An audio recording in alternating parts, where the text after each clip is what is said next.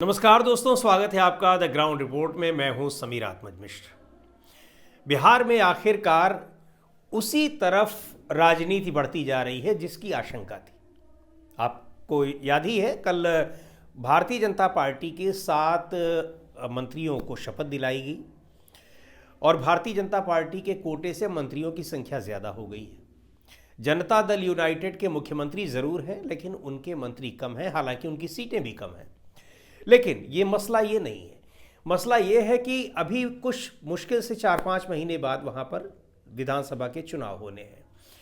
अचानक मंत्री 7 मंत्री बनाए, हालांकि गुंजाइश थी, मंत्री बनाए जाने थे, 7 मंत्री कम थे और एक मंत्री जो भारतीय जनता पार्टी के प्रदेश अध्यक्ष है उन्होंने इस्तीफा भी दे दिया, तो कुल 7 मंत्रियों को बनाया गया और 21 मंत्री अब उनके हो गए हैं। लेकिन सवाल ये उठता है कि इतनी जल्द ये, अब जब चुनाव आ ही गए हैं तो 3-4 महीने 5 महीने के लिए कोई मुख्यमंत्री बनकर करेगा क्या?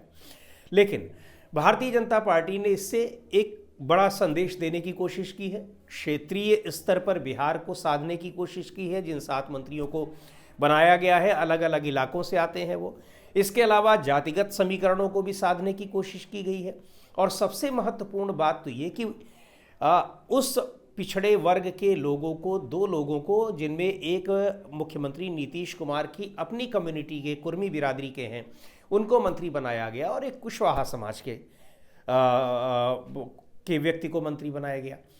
इन सब के जरिए भारतीय जनता पार्टी नीतीश कुमार के, यानी जनता दल यूनाइटेड के उस कोर वोट बैंक में भी सेंध लगाने की कोशिश कर रही है जो अभी तक पूरी तरह से इंटैक्ट रहा करता है नीतीश कुमार के साथ।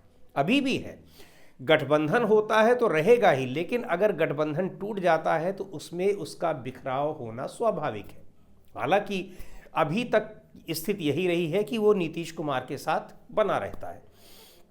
नीतीश कुमार लगातार दबाव बना रहे थे कि उनको मुख्यमंत्री घोषित किया जाए, उनको विधायक दल, उनको मुख्यमंत्री के तौर पर प्रोजेक्ट किया जाए और विधानसभा चुनाव एनडीए लड़े उन्हीं के नाम पर। लगातार कोशिश कर रहे थे, दबाव बना रहे थे और दबाव इस समय इसलिए भी बना रहे हैं क्योंकि उनके पास सांसदों की संख्या इतनी है जो केंद्र सरकार पर दबाव डाल सकती है। लेकिन अब देखने में आ रहा है, जब प्रधानमंत्री नरेंद्र मोदी बिहार पहुंचे भी इस तरह की कोई घोषणा नहीं की गई, कोई संकेत नहीं दिया गया। और संकेत देने की बात करें तो गृह मंत्री अमित शाह संकेत दे चुके हैं कि विधायक दल की बैठक में नेता चुना जाएगा, उसी को मुख्यमंत्री बनाया जाएगा, यानी नीतीश कुमार का पत्ता साफ। उन स्थितियों में नीतीश कुमार दबाव बनाने की कोशिश कर रहे थे, लेकिन अब जब उनके ऊपर इतना दबाव भारतीय जनता पार्टी ने बना लिया कि अपने 7 विधायकों को वो मंत्री बनवाने में कामयाब हो गई और मंत्रिमंडल की जगह भरने के लिए पूरी तरह से उसने नीतीश कुमार पर दबाव डाला कि सारे जो जगह खाली है वो सारी जगह उसके मंत्रियों से भरी जाए।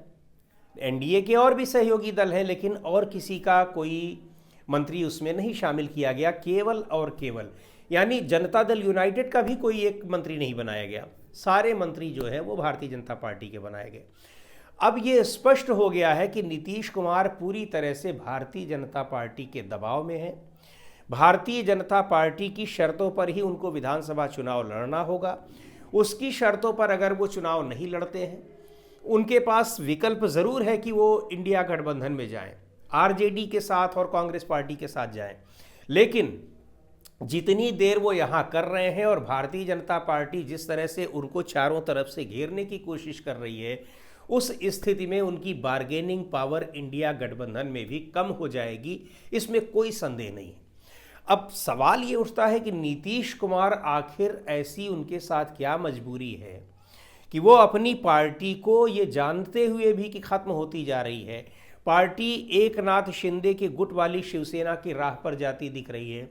एकनाथ शिंदे का उदाहरण उनके सामने तत्काल उदाहरण है, वैसे तो और कई सारे उदाहरण हैं, लेकिन एकनाथ शिंदे तो सामने है, वो उदाहरण उनके सामने है और उनके पास पावर भी इस समय है, यानी वो दबाव डालने की उनके पास कैपेसिटी। प्रेशर ग्रुप की वजह ये है कि उनके पास इतने सांसद हैं जो दबाव डालकर केंद्र सरकार पर अपनी बातें मनवा सकते हैं।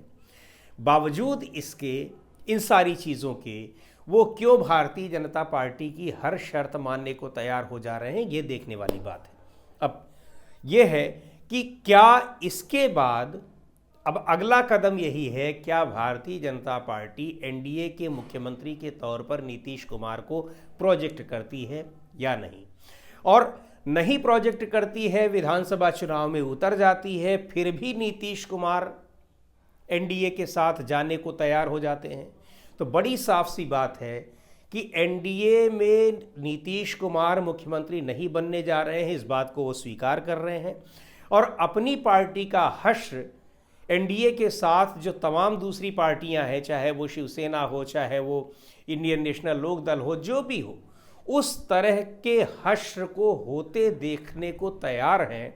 बिल्कुल ये साफ समझा जाएगा। और अगर इन सब के बाद अब कहा जाता है कि उनके तर्कश में बहुत सारे तीर होते हैं, अब ऐसा कौन सा तीर अचानक वो छोड़ देंगे कि भारतीय जनता पार्टी परेशान हो जाएगी, इसकी संभावना धीरे धीरे कम होती जा रही है। और इन्हीं सब की वजह से ये मैं कह रहा हूँ कि उनकी इंडिया गठबंधन में भी जितनी वो देरी करेंगे, उनकी बार्गेनिंग कैपेसिटी कम होती जाएगी। अब बीजेपी और नीतीश कुमार के साथ क्या डील हुई है, बीजेपी के शीर्ष नेताओं के साथ क्या डील हुई है, ये तो वही जाने। लेकिन अगर इन स्थितियों में विधानसभा चुनाव नीतीश कुमार भारतीय जनता पार्टी के साथ लड़ते हैं, तो भारतीय जनता पार्टी तो मजबूत होगी, लेकिन नीतीश कुमार और उनकी पार्टी निश्चित तौर पर कमज़ोर होंगे। और शायद जो विजय सिन्हा साहब कह रहे थे, डिप्टी चीफ मिनिस्टर, कि भारतीय जनता पार्टी का ये सपना है कि वो बिहार में अपने दम पर सरकार बनाए, अपना मुख्यमंत्री बनाए, तो शायद इन परिस्थितियों में भारतीय जनता पार्टी की वो इच्छा, लंबे समय की जो इच्छा उसकी है, वो पूरी हो जाए। पर नीतीश कुमार और उनकी पार्टी कहाँ जाएगी? मुख्यमंत्री नीतीश कुमार ही होंगे, सहयोगी दल चाहे जो होंगे, वो मुहावरा कहाँ चला जाएगा, ये फिर देखने वाली बात होगी। तो दोस्तों, आज की इस वीडियो में इतना ही। अगले वीडियो में फिर मिलेंगे एक नए विषय के साथ, एक नए मुद्दे के साथ। द ग्राउंड रिपोर्ट के यूट्यूब चैनल को आपने अब तक सब्सक्राइब न किया हो तो ज़रूर कर लें। हमारे वीडियोज़ को लाइक करें, शेयर करें और अपने सुझाव भी हमें ज़रूर भेजें।